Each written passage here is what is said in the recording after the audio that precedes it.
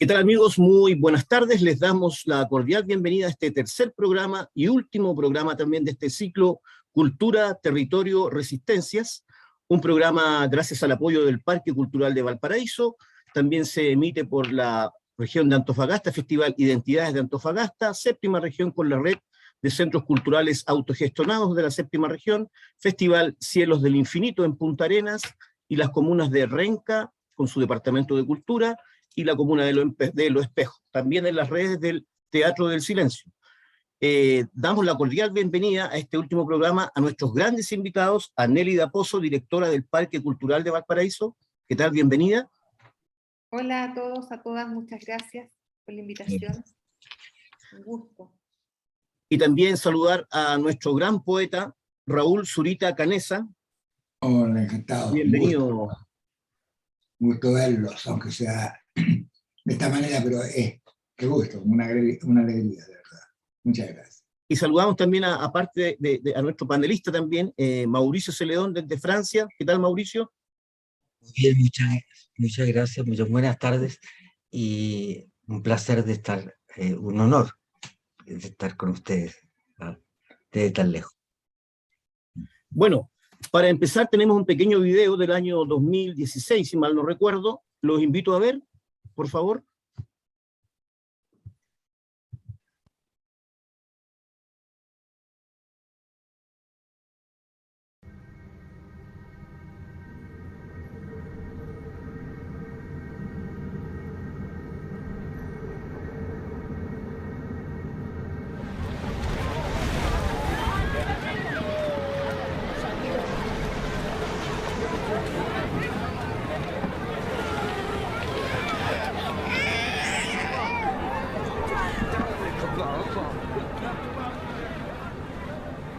Yo creo que la poesía es anterior a la religión, es anterior a la filosofía, y la poesía no puede sino ser un acto de devoción por la vida en todo lo terrible y lo maravilloso que ella tiene.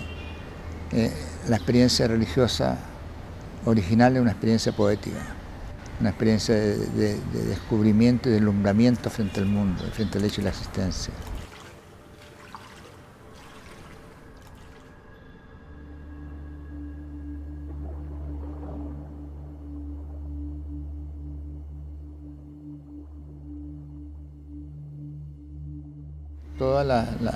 Todas las formas del arte son formas que puede tomar la poesía.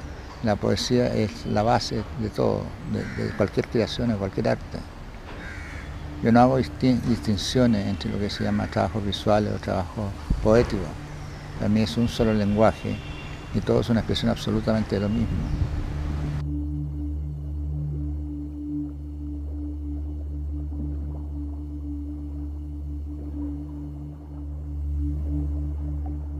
Porque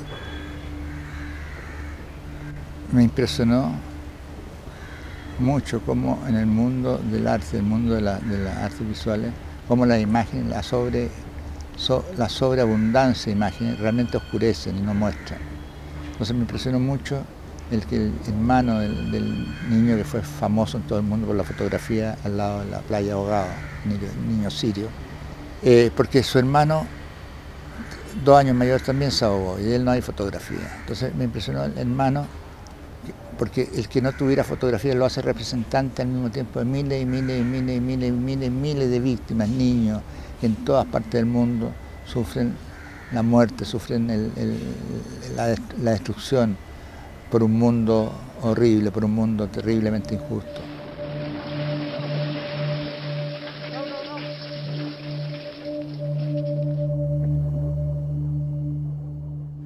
Y está el mar de Cochi, que es un mar tan increíble, y el mismo mar, todos los mares están unidos, y el mar donde muere estos sirios mueren y encuentran sus tumbas, es también este mar, y es también el mar latinoamericano, es el mar de todo, es un mar que hemos transformado en tumbas, hemos transformado en cementerios, hemos transformado en memoriales.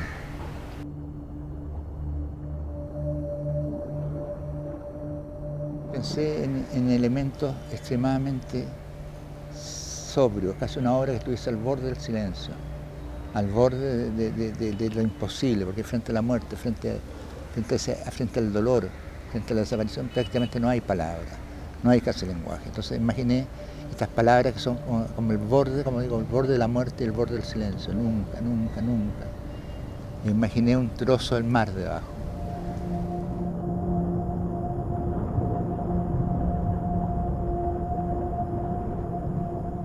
Entonces, que el agua es un bien común, es un bien de la humanidad entera, y que, por supuesto, en un mundo lógico, en un mundo equilibrado, todos deberían tener acceso y usufructuar de esto que es básico para la vida. Nadie debería ser dueño, el país, debería ser la humanidad entera.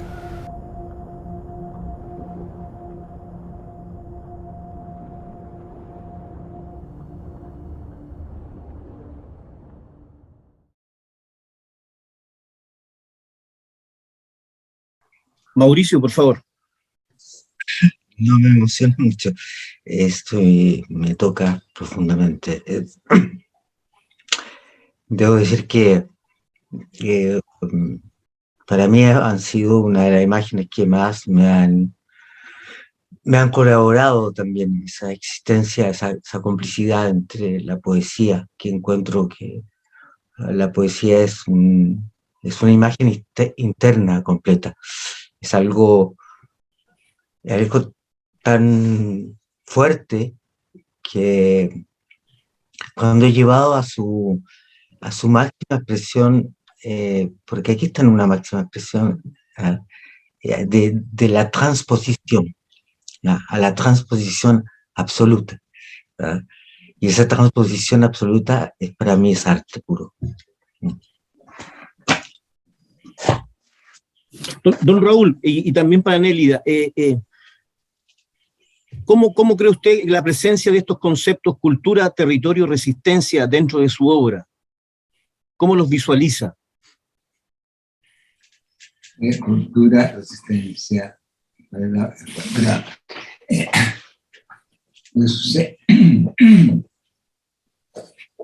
creo que todo territorio es una puesta en escena, que lo van llenando, se va llenando con las miradas de quienes lo habitan, de quienes lo cruzan. Por lo tanto, un terreno también de conflicto en el sentido de qué connotación tendrán estos territorios, ¿cierto? Y en ese sentido la obra de Mauricio es impresionante, por cómo va connotando un territorio, y a través de él uno puede ver, a través de su puesta en escena, uno puede ver toda la lucha, ¿cierto? Que aparentemente es un espacio que habita en un espacio. Entonces el territorio como resistencia a su desterritorialización, en primer lugar, como un recipiente también de la cultura, de la historia y de la esperanza, ¿cierto? Frente a la desterritorialización. Siempre me acordaré cómo se trataron de demoler Villa Grimaldi, y la echaron abajo. Además, encima querían construir encima un complejo habitacional, ¿eh? Para borrar todo rastro. Porque la memoria es un acto concreto, o sea, la memoria está inscrita en lugares, en parte, en territorio. Y esa a la vez, un territorio es como un testimonio mudo, pero por eso tremendamente activo, de las marcas que nuestros pasos van dejando sobre él.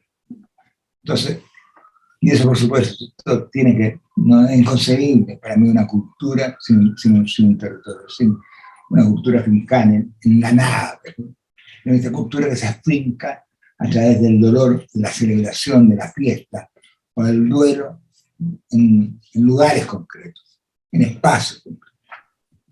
Algo así, como yo lo veo. Gracias. Y directora, desde la lógica de su institución, desde este parque cultural. Bueno, yo primero que todo no puedo dejar de decir que para mí es un honor estar con dos hombres, dos artistas, dos creadores, dos representantes de las culturas, de las artes de este país, que han sido intérpretes de un momento de la historia, ¿no? Han sido quienes han recreado un momento, y sobre todo en el momento más oscuro, más difícil de la dictadura cívico-militar en este país. Hubo hombres valientes, como también hubo algunas mujeres, muchas mujeres más bien, y disidencias también, que fueron capaces de levantar la voz a través del arte, de la poesía, del teatro, del arte callejero, para decir que había que denunciar lo que estaba pasando en materia de derechos humanos durante el periodo oscuro de este país.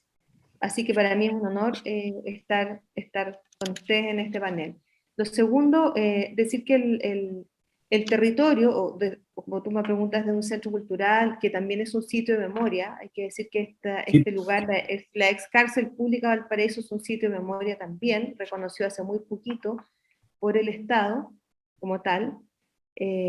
Por lo tanto, nosotros como Parque Cultural de Valparaíso desarrollamos procesos creativos, culturales, pero también memoriales, porque tenemos la obligación, más aún hoy día que somos un sitio de memoria, de cumplir con este rol o este mandato que nos entrega el Estado, de trabajar en torno a la promoción y a la defensa de los derechos humanos, por el derecho a la verdad, por el derecho a las memorias.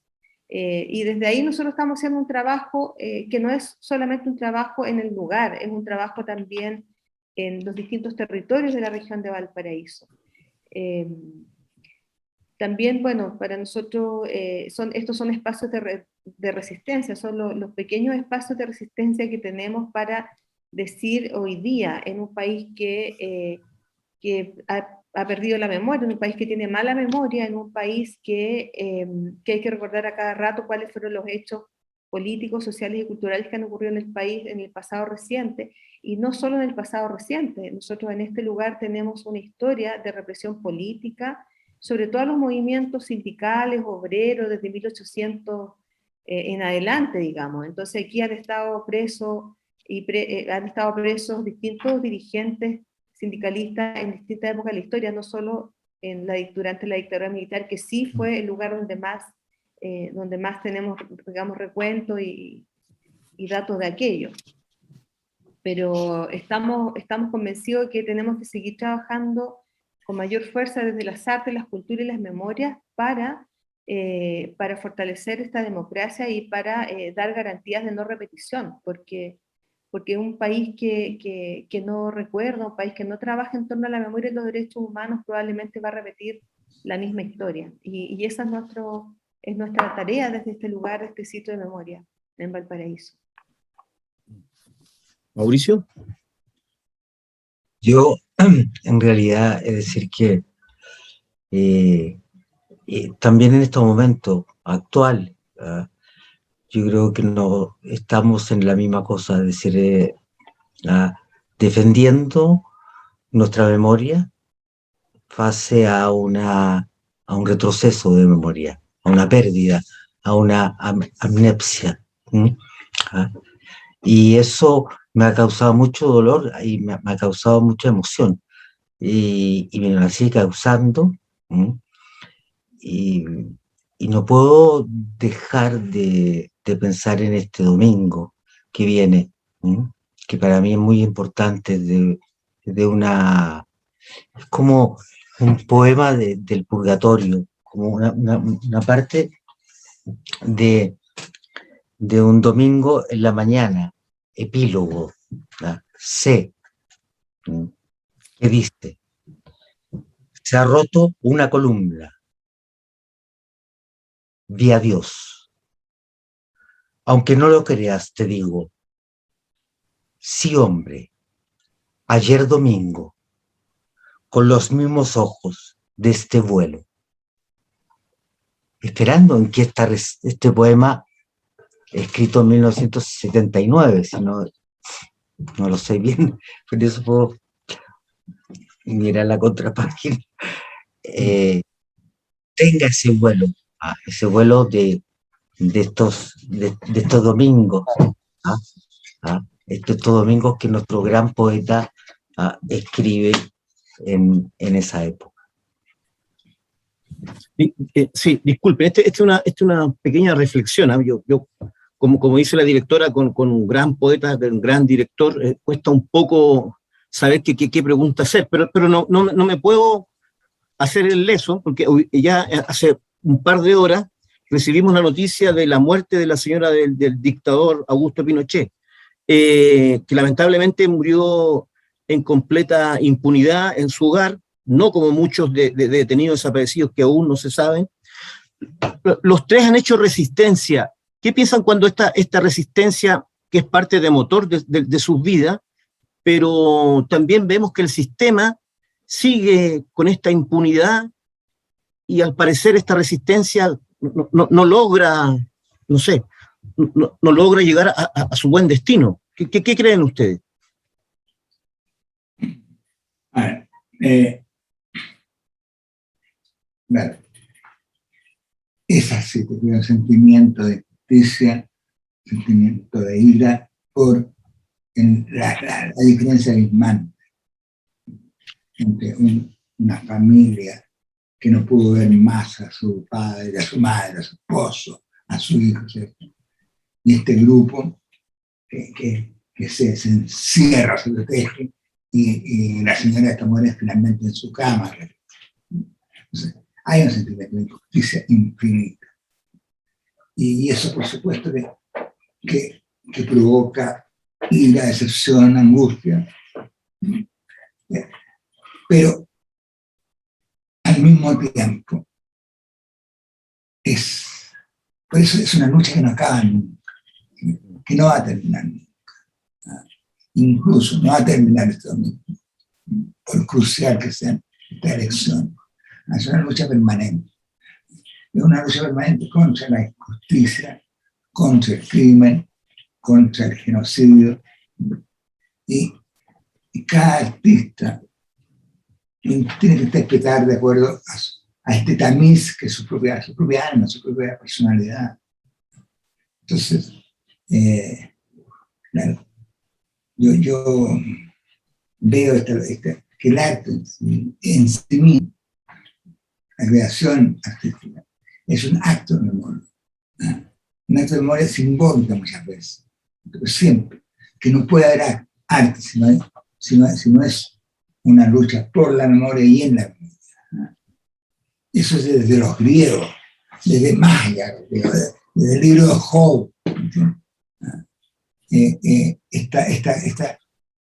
Esta rebelión que es contra la injusticia y que se plasma en la rebelión de los cuerpos, como se dice ahora, que no quieren olvidar frente a esta imposición casi sistemática de una sociedad que lo único que quieren es que olvidemos, ¿no? Y que todo se basa en lo desechable para que podamos seguir consumiendo. Entonces, en ese sentido, las sociedades cruzadas por el neoliberalismo más atroz, son un atentado per se, todo sostén de vida. Yo lo veo un poco por ahí. Bueno, y esa es esta sensación que tiene, que va pasando por distintos creadores. ¿Ah? Y cada uno de ellos le da su visión y la enriqueciendo. Esta visión común. Sin contra el olvido no es una frase retórica más. Una frase que nos constituye como seres humanos. Algo así. Directora, y ustedes con este constante camino, como dice, de recordar, de memoria, como institución también. Y bueno, a mí me parece también la sensación de frustración, de que esta mujer murió en su hogar, o sea, murió sin haber pagado nada de lo que se hizo, sin haber una absoluta impunidad, que es un concepto que se repite, parece, en nuestro país, ¿no? Y además lo que más me parece lamentable es cómo algunos medios de comunicación han titulado esta muerte de ella. Recordaba nomás, y lo voy a decir, EMOL, por ejemplo, habla de: a los 99 años fallece Lucía Iriart, viuda del general y exgobernante Augusto Pinochet. No, no puede ser. Todos sabemos, o sea, me parece terrible que se siga hablando de un exgobernante, de un exdictador. O sea, es terrible cómo los medios de comunicación afectan, influyen y construyen un imaginario en torno a las realidades. Y mientras sigamos teniendo medios hegemónicos que construyen un relato a partir del lugar donde ellos se ubican, también es muy complejo, porque son los mensajes que estamos transmitiendo, y es el mensaje masivo que la comunidad escucha. Entonces a mí me parece gravísimo que un medio de comunicación como EMOL señale con todas sus letras de esa palabra, digamos, de esa forma, a la viuda de un ex dictador, de un genocida, de un asesino. Por lo tanto, nada, pues me molesta muchísimo y me da mucha rabia. Mauricio, ¿y tú? Sí, no, mira, yo sentí desde que, es decir, que cuando sucede lo de Londres, ¿entiendes? Ya voy a lo anterior. Yo estoy me sentí muy frustrado. ¿Ah? Es decir, que estábamos con Claire hace 20 años pintando un muro en nuestra casa. ¿Ya? Y escuchamos que estaba arrestado Pinochet. Entonces, aquí hay una radio de información que da vueltas como un reloj, pum, pum, pum, y pasaba es exactamente la misma noticia.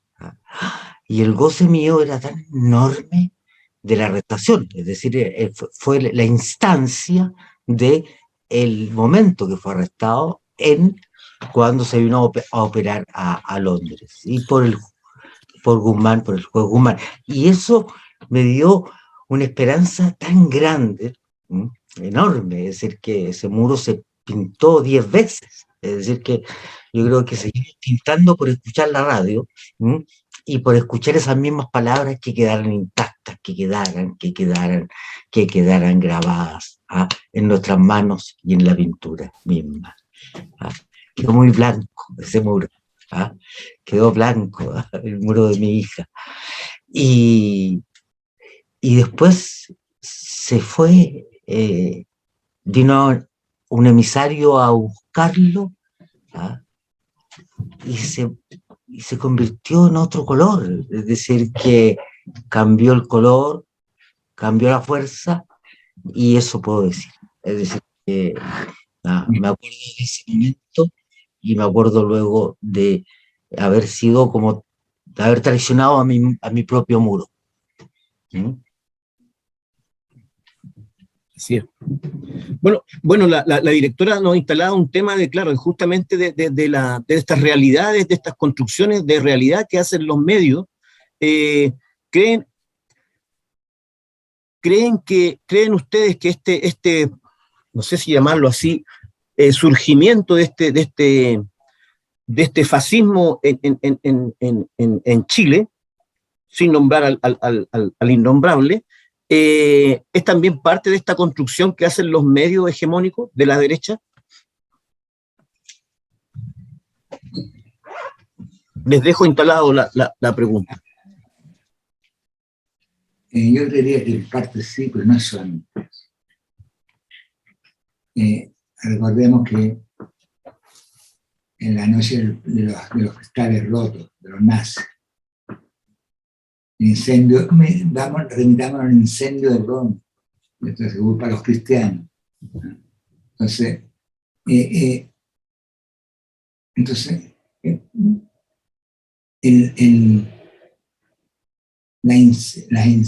sospechosísima estación del metro incendiada.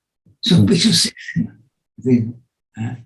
Porque están ad hoc. Entonces, todos esos sentimientos también crean fascismo. Entonces hay un descuido también bien profundo que nos que toca a lo que podemos llamar izquierda, ¿cierto? De sectores populares que viven en condiciones terribles, sectores poblacionales, por el narcotráfico. Entonces, gente que legítimamente cree, puede llegar a tener la fantasía, ¿cierto? Que el fascismo o estas formas autoritarias pueden tener alguna cabeza. Yo creo que es una conjunción. Pero por supuesto, en esto los medios están, pero ahí, pero dándole como tabla. ¿Ah? Pero hay una parte que yo creo que el domingo pasado, cuando celebremos, vamos a tener que también tomar en cuenta cuáles son nuestras falencias, nuestros errores, que también provocan una situación como esta. Eso es lo que creo, más o menos, pero sin ser analista político, no he sido nunca. No sé, ¿no? ¿Directora? Sí, no, yo quería retomar el tema, bueno, está todo relacionado, ¿no? Está todo relacionado que por qué estamos hoy día en este punto, ¿no? Este punto que pensábamos que nunca más íbamos a vivir. Son distintos fenómenos sociales, políticos, sin duda los medios de comunicación influyen, pero creo que también, como dice Raúl Zurita, hay que revisar qué es lo que no se ha hecho bien y por qué el 18 de octubre nos golpeó y nos indicó un camino. Yo creo que ya el pueblo ha perdido los sueños. Yo estaba recordando mientras veíamos la obra o al pueblo le han robado los sueños más bien, ¿no? Mientras mirábamos la obra de Raúl Zurita cuando partimos con ese video, no puedo dejar de pensar, a propósito de cultura, de territorio y de resistencia, no puedo dejar de pensar, me acordaba del documental Secas, que es de Galú Alarcón, de la productora Poeastros, que lo pasamos acá en el Parque Cultural a propósito también de este arte que resiste, de este arte que no está en las cadenas comerciales, porque también hay harto de eso en la construcción, en los imaginarios, ¿no? Entonces, cuando tenemos algunas cadenas de cine que solo exhiben un cine que es recreativo, un cine que no denuncia, un cine que es más bien obsecuente al modelo, pasan estas cosas también. Entonces, relevar también que existan artistas, productores, creadores que estén haciendo cultura desde la resistencia. El documental Secas, que se llama El río sueña, ¿cierto?, del Galú Alarcón y de la Chamila Rodríguez, es un documental que da cuenta de todo, de cómo ha impactado este modelo neoliberal, capitalista, extractivista en los distintos territorios de Chile.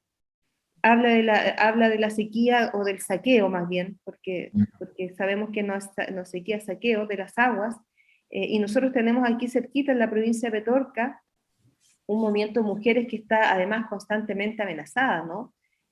Por hacer esta resistencia, esta lucha y esta defensa del agua, que es un derecho fundamental básico. Chile es el único país donde el agua está privatizada, o sea, es una cosa que uno no puede creer. Mauricio, tú que estás en París, o sea, me imagino que te es imposible pensar hoy día que alguien no pueda tener agua siquiera para ducharse o para tomar un vaso, una taza de té. Y eso pasa aquí, a algunos kilómetros cerquita de Valparaíso, y pasa también en distintos territorios en Chile. Entonces, yo creo que también hay que mirar por qué, como decía Raúl Zurita, por qué llegamos acá. Esa rabia del 18 de octubre tiene que ver con todo lo que ocurrió también en estos 30 años, y la privatización del agua ocurrió en comienzos de los 90 también. O sea, no hay que olvidarse de eso. Bueno. Y yo creo que ahí es donde tenemos que hacer, mirar para atrás y ver cuáles son los errores que se han cometido, ¿no? Pero yo tengo esperanza en que vamos a poder cambiar este modelo. ¿Saben por qué tengo esperanza? Porque creo que la Constitución está haciendo un buen trabajo. Yo creo que el proceso constituyente va a colaborar profundamente en devolverle a este país aquellos derechos que fueron arrebatados, como el derecho al agua, que fueron arrebatados, como el derecho al agua, como el derecho a los servicios básicos, ¿no? Y qué decir del derecho a la cultura y el derecho a la educación, que yo creo que eso tiene mucho que ver con el país que hoy día tenemos. O sea, que se hayan quitado horas de educación, de arte en la educación, en la malla curricular, es un problema. Que se hayan quitado horas de filosofía en la formación de la ciudadanía también es un problema. Son varias de las razones que nosotros empezamos a mirar por qué estamos en la situación que estamos. Y podríamos enumerar una larga lista de cosas. Mauricio, no te escuchamos. Estoy completamente de acuerdo en esta larga espera, ¿ah? Pero esta larga espera que a mí lo que realmente me molesta mucho y de que pues, si llegáramos a una regresión total, ¿ah? Es que la fuimos viviendo poco a poco, porque yo mis estudios lo hice justamente yo lo hice en el Liceo de las Tardes también, ¿eh?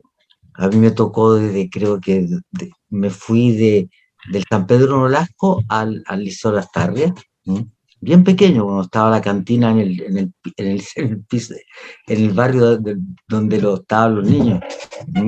Habían 2 patios en el liceo en ese tiempo. Porque Raúl estuvo en el Liceo de las Tardes, Nelly, por eso hablo del Liceo de las Tardes. Sí. Y ese liceo, es decir, que mi educación de mis padres fue pagado por los aranceles que ellos, por el dinero que ellos ganaban y que por los impuestos, en el fondo, que mostraban que tenía ese poder adquisitivo y no otro. Mientras al pedagógico, que ya no era el pedagógico, lamentablemente, porque ya yo entré con el golpe de Estado, es decir, que yo entré con el golpe y había que dejar el carnet en la puerta y retirarlo luego, ya entré en otro régimen. Es decir, que a mí me toca el primer profesor de filosofía y dice, bueno, lo primero, no quiero escuchar aquí la palabra, dijo, no quiero escuchar por ningún Marx, no quiero escuchar, y dijo una serie era el primer año de filosofía, quedaba muy poca gente buena,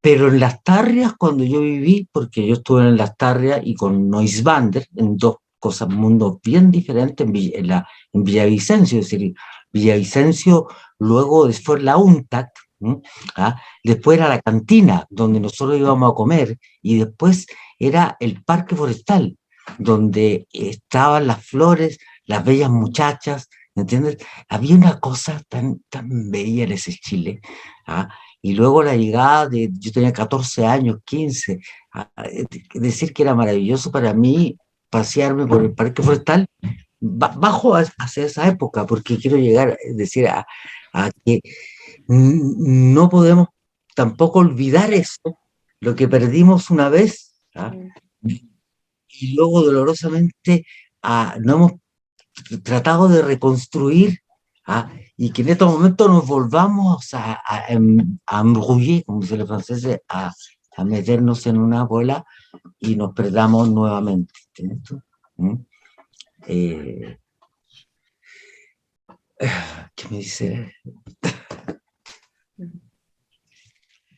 Bueno, eso es lo que yo siento. A mí la educación me duele porque yo estoy en un país en este momento donde la educación es primordial, y donde la educación de mis hijos ha sido gratuita, y todos tienen derecho a educarse, a ir a la universidad, a equivocarse, a tomar un camino, a ir a otro camino, a reflexionar, y dan ese tiempo, y ese tiempo no está pagado por los padres, no está pagado por los créditos, no está pagado por el sueldo de una familia que se va casi entero en llevar a su hijo a la universidad. Entonces ese sueldo duele, le duele a los chilenos, como duele pagar el pan, como duele pagar eso todos los días por crédito, y desde que llega esa tarjeta de crédito, Chile cambia, y Chile es otro, y en estos momentos, cuando ya el dolor es tan grande que hay que tener 3 cuotas para poder comprar nuestro pan, existe el hambre.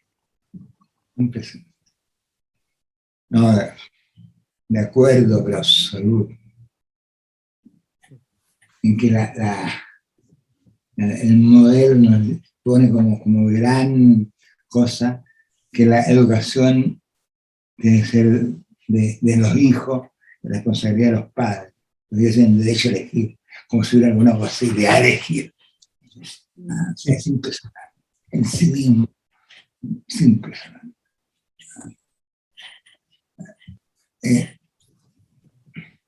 ¿Y cuáles son los desafíos frente a esta radiografía bastante oscura de Chile, que también tiene que tener luces? ¿Cuáles son los desafíos desde el mundo cultural? Bueno, yo creo que el gran desafío es primero ganar la elección. ¿No? ¿Y por qué? No, y hay un poema que a mí me da vuelta y me da vuelta.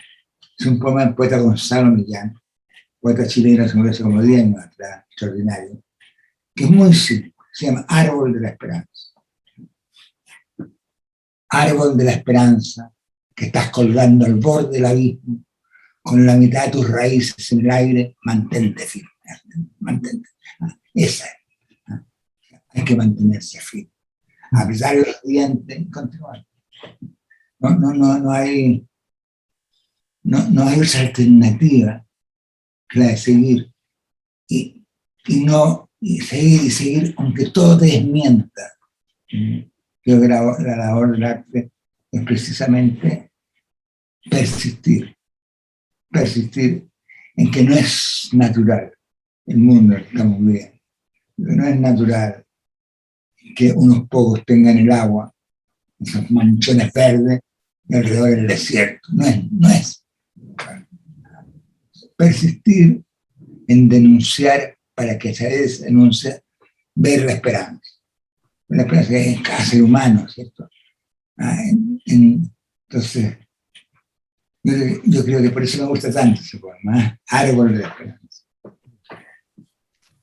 Sí. ¿Directora?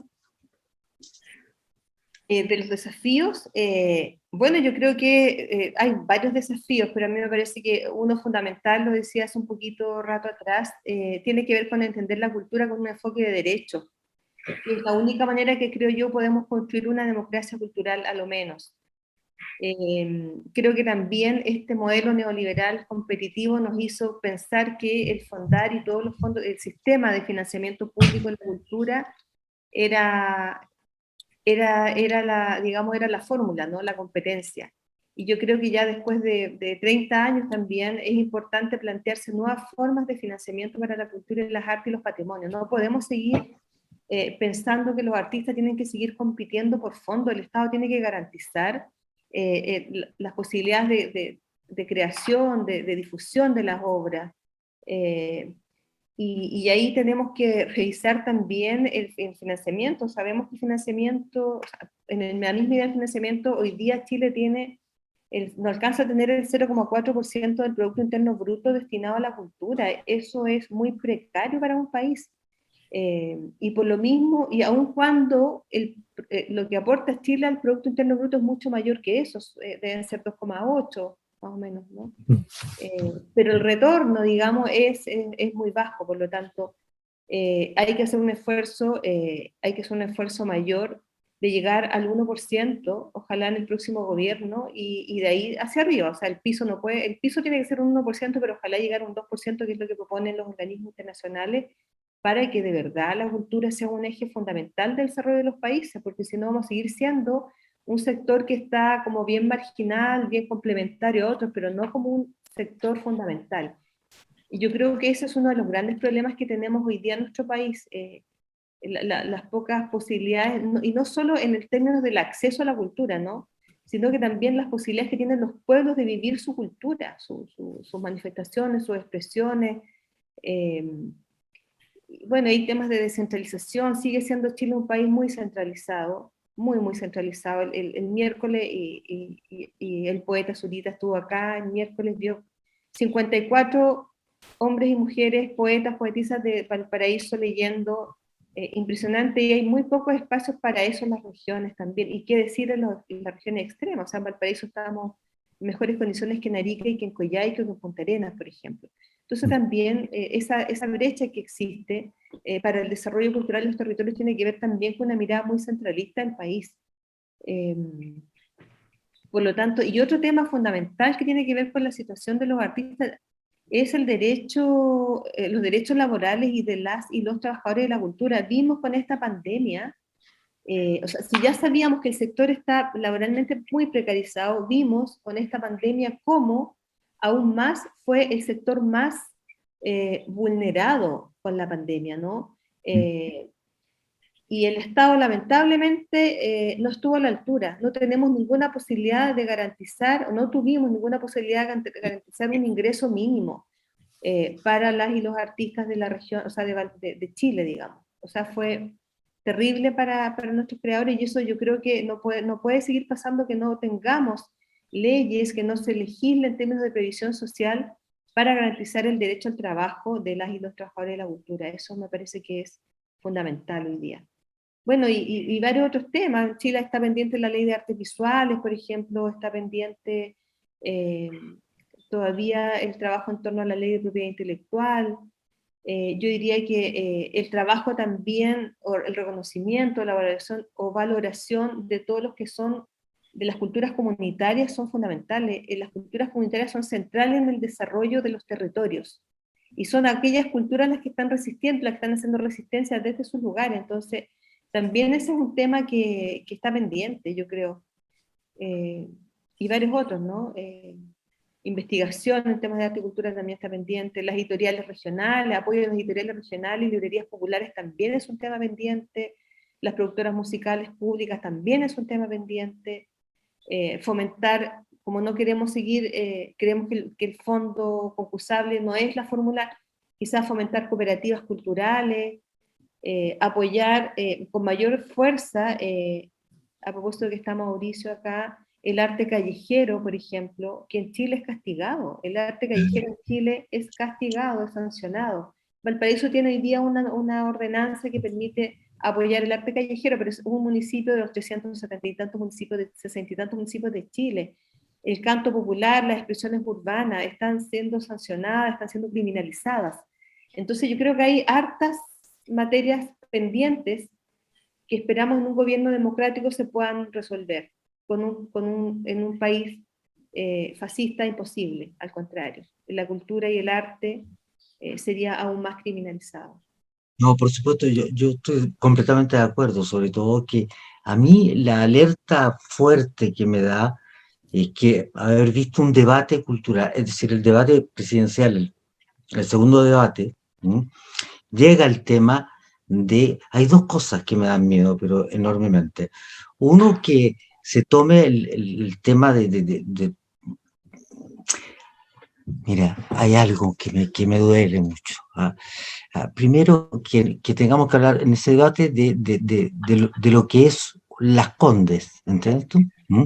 Entramos como a un distrito, a otro planeta. ¿Sí? Estamos en Las Condes, no estamos en Providencia, no estamos en Ñuñoa, ni en Santiago, ni en La Pintana, ni en Renca. ¿Ah? Y la Conde no permite que se hagan una obra de infantiles. ¿Mm? Que fue parte del debate presidencial. ¿Ah? Pero fuera de eso, que yo ya lo había entendido, con lo que había pasado con uno no con la alcaldesa, venía de los, ¿cómo se llama? Concejales y concejales, sí. De los concejales. Entonces, cuando me doy cuenta de eso, y de la aberración que están diciendo, pero una doble aberración. ¿No? La doble aberración la encontré en que Las Condes sale la voz de la concejala, que tiene un apellido, no me acuerdo de él, realmente, no quisiera acordarme tampoco. Y dice, nosotros somos, eso es lo que me dolió, no somos una comuna del rechazo. Entonces, eso fue antes de las elecciones, antes de la primera vuelta. Entonces, antes de la primera vuelta nos vimos con primera vez en mi vida que escucho, nosotros somos una comuna. Saber que yo prendo en mi mano el nombre de toda la comuna, estoy hablando en el nombre de toda la comuna, y digo la comuna del rechazo, del rechazo a la Constitución, a los constituyentes. Y ahí sentí un frío, una frialdad completa, me metí en un refrigerador para calentarme. Y y realmente eso me dio como otra mirada de Chile que no la había tenido nunca. Y que eso puede ser muy cerca del fascismo, es decir, ya sentir que una comuna entera te pertenece y hablar en nombre de ella, una concejal, me pareció una falta de respeto a la cultura enorme. Y esas cosas son las que pueden pasar si lamentablemente nos equivocamos de dónde tenemos que poner el voto en el día domingo. Y por eso es la emergencia de que los jóvenes salgan a votar, que los jóvenes de hoy día salgan a votar y que nos acompañen en este voto, porque sin ellos no podremos hacer futuro. Nosotros ya vamos a votar. Es seguro que nosotros vamos a votar. Nosotros. Son ellos lo que estamos esperando en las urnas. Y eso me estimula mucho decirlo y llamarlos, y en Valparaíso sobre todo, porque en Valparaíso yo me siento bien de Valparaíso, ¿sabes? Porque el Teatro del Silencio nace nace en tu casa, claro. Nace en tu casa y nace con gente muy bella en el puerto. Y yo viví esa época de cambio, ¿entiendes? De los primeros, de las primeras cosas que empezó a cambiar, y en la calle, en el teatro de calle, ¿entiendes? Tú, que en este momento no está castigado en Valparaíso, pero es verdad que no está considerado en su plena confianza, y eso se pudo ver hasta en un debate presidencial. Así es. Así es, estamos acá en este último programa de este ciclo Cultura, Territorio, Resistencia, junto a nuestros invitados Nelly Daposo, directora del Parque Cultural de Valparaíso, y el gran poeta Raúl Zurita también, que nos acompaña. Eso, hablando de Valparaíso, don Raúl, ¿cuál es la cercanía y cuál es la importancia del puerto, el mar, en su obra y en su vida? Bueno, Valparaíso yo viví 7 años. Era un estudiante de ingeniería. Valparaíso, lo único que pasa es que no me es indiferente en el sentido más profundo y concreto del término. No me es indiferente. O sea, yo tengo escenas imborrables, gente bella, y también escenas en Valparaíso que no tienen la culpa de Valparaíso, por supuesto, pero muy duras. Entonces, es una relación de admiración, de cercanía por su vida, por su vitalidad, por su música. Y al mismo tiempo, en relación a episodios personales, bueno, como en la vida. Ahí también me detuvieron el 11 de septiembre a las 6 de la mañana, porque el golpe estaba en Valparaíso. Sí. Entonces, pero celebro el puerto, y amo a Valparaíso. Estamos con contradicciones, tengo y he tenido grandes amigos. Pero, dicho esto, yo creo que la sudafricanización de los espacios chilenos ha sido impresionante. En Santiago, tú puedes ir al aeropuerto sin ver nada. Hay una carretera, y directamente el aeropuerto al sector más arriba del Estoril. Estas unidades, estos guetos para ricos, que pueden pasar toda la vida sin jamás tener ninguna relación con nada.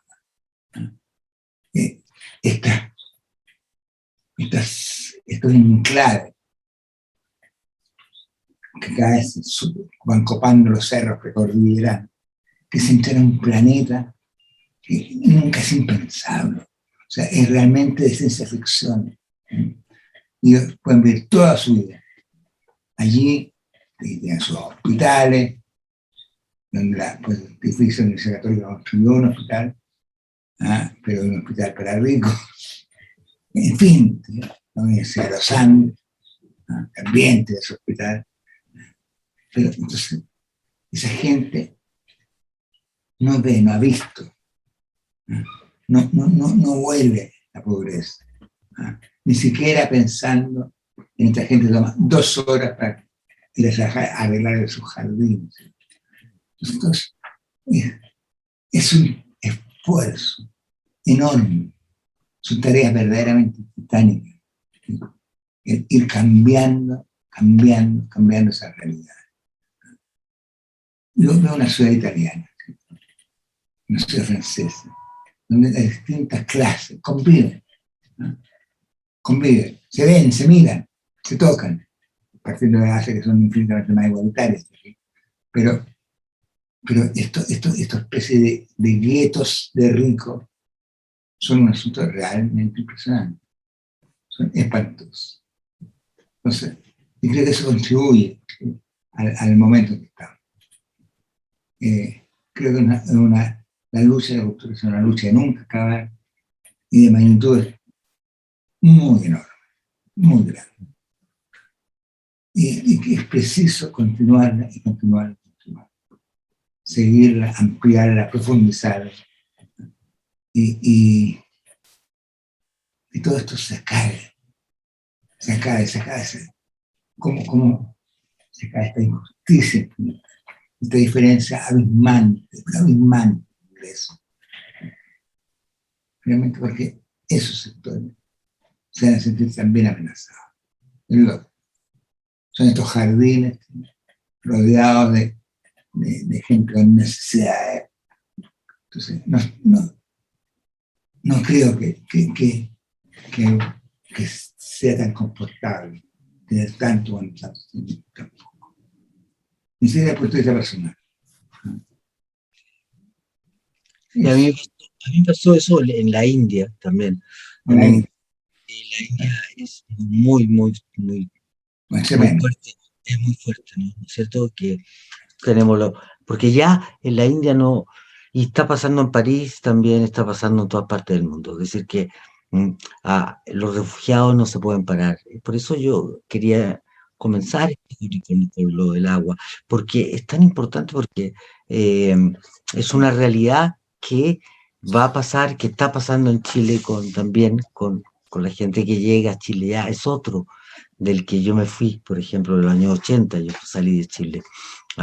Y los refugiados que están presentes, los nuevos niños que nacen de otros colores, ya los colores se van mezclando. Es muy bello también, tiene una gran poesía, porque eso también, y eso no puede ser rechazo, no puede ser un rechazo en una política actual. Tiene que ser una aceptación absoluta, una aceptación de nuestro mundo, a aceptarlo tal como es. Nuestra raza, nuestros colores diferentes van cambiando y vamos cambiando nosotros, y así dejando de que esto realmente se pueda convertir en verdad y en poesía. Yo quisiera solamente acordarme un poema, porque Valparaíso me acuerda de un poema que lo leí sin no tener un fuerte estremezón que viene de usted, maestro, que se llama El País de Sed. El País de Sed. Si usted lo tiene por ahí, lo podría leer, ¿o no? Porque es tan... Solamente quizás mientras... desde lo de Beethoven, que es porque el humor de la poesía también está tan bello que para pasar de esto a algo poético, el País de Sed es donde le preguntan a él si es Beethoven. Sí. Y esa respuesta que da el prisionero. Claro. Le dicen, le preguntan, ¿cómo te llamas? Beethoven. ¿Cuál es Beethoven?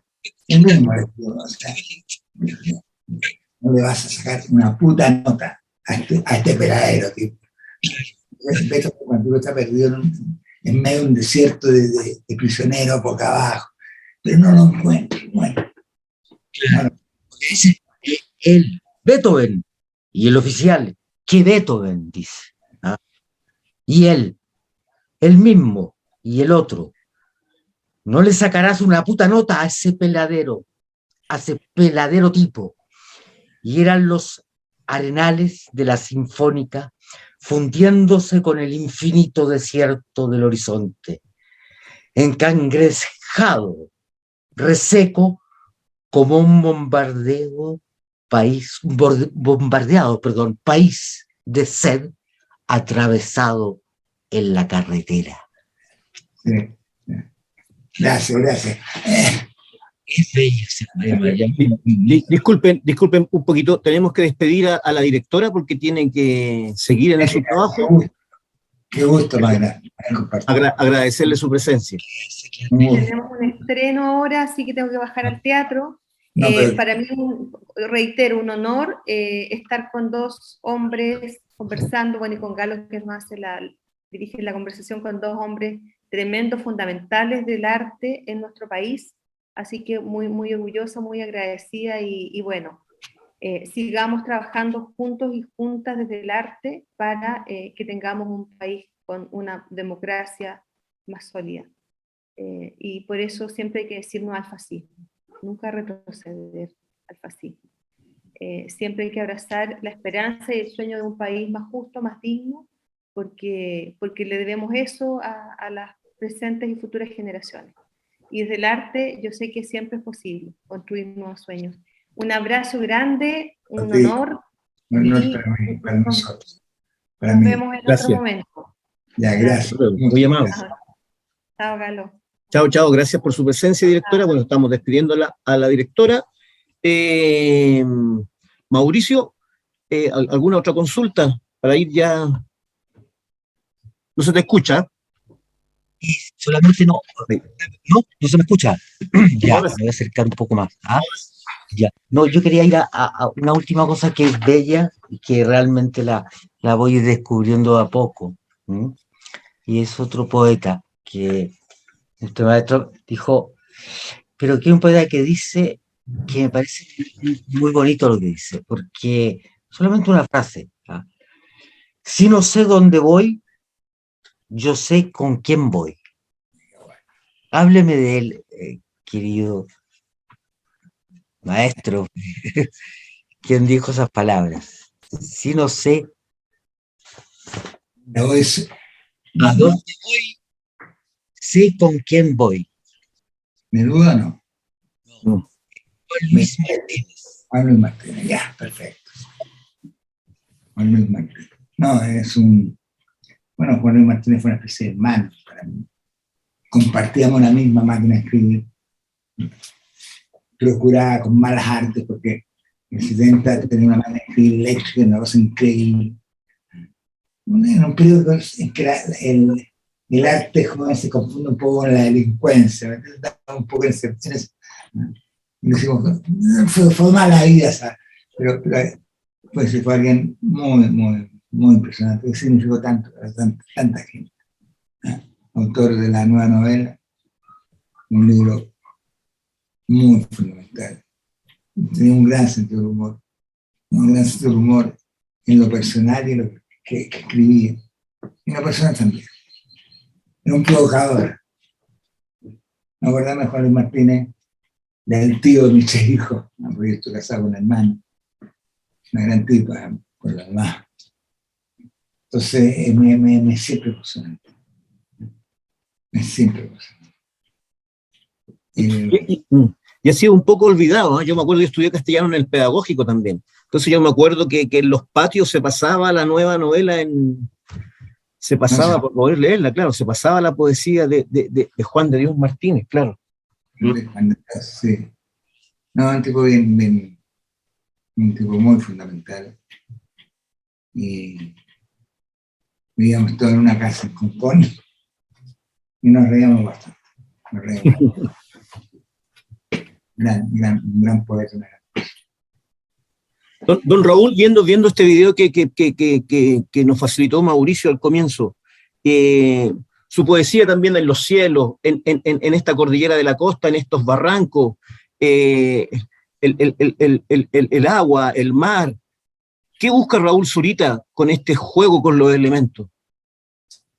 No sé. O sea, me imagino que expresar algo, pero no sé. Si lo supiera, probablemente me buscaría. No sé. Lo mismo le puedo preguntar a Mauricio. Y uno sabe manejar los elementos, pero ¿por qué al final? Sí, pero ¿por qué? ¿Pero por qué? Pero al final es una nebulosa, y en esa nebulosa también está el futuro. Mira, te puedo explicar muy técnicamente por qué uso esto. Ya, pero ¿por qué? Y al final ¿por qué no tiene? Es increíble. A mí, por ejemplo, ahí hay una cosa preciosa que dice, es usted, vuelve antes de que anochezca, papá. Así.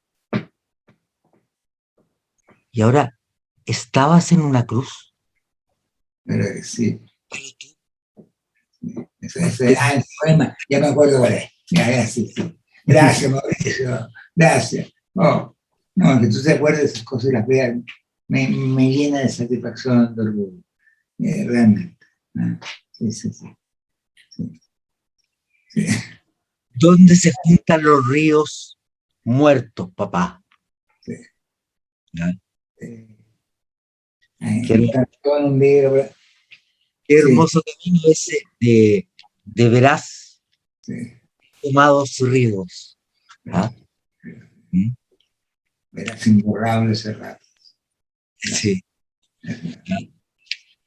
Que verás amores en fuga. Verás no. Verás no es. Esta cosa. Satisfacción enorme poder conversarse así libremente. Pero yo preguntaría algo. De corazón, hoy día, que en el presente mismo, ¿qué le diría usted a los jóvenes de Chile? Así abiertamente, ahora como si... No le diría ahora, en este minuto, que se levanten, que voten, que vayan a votar. Porque es muy grande lo que está en juego. No solamente para nosotros, no fundamentalmente para ellos, para sus hijos. Yo le diría eso. Ahora vote. Lo que está al lado es realmente muy duro, muy siniestro, muy duro. Un tipo que promete cárceles secretas, detenciones arbitrarias. No. Sí. Suspendamos un par de discusiones teóricas para después. Pero en este momento, creo que matricularse, votar. No entiendo quienes pueden pensar, ¿cierto? Pero tener que ser crítico respecto al Frente Amplio, a toda cosa política. No entiendo. Muchas de esas cosas las comparto. Pero yo creo que llegó el momento, hay que suspender esos juicios, cerrar los ojos de la otra. Eso. Bueno, con este llamado a votar por parte de nuestro poeta Raúl Zurita, queremos finalizar ya este tercer y último programa de este ciclo Cultura, Territorio, Resistencia. Mauricio, también, por favor, si quieres dar algunas palabras para este final. Sí, yo también tengo el mismo discurso y espero que a todos, los que tuvieron daños, a los que tienen sus hermanos en las cárceles todavía, a los que perdieron los ojos, a toda esa energía que yo sentí saliendo desde el lugar donde vivía en el octubre del 19 frente al GAM en San Borjas, a todos ustedes que los vi peleando, que los vi sacando un caballo hacia el cielo, un caballo que salió de una plaza, Italia, de una plaza Baquedano, y se transformó en vuestra propia plaza, llamada por ustedes dignidad.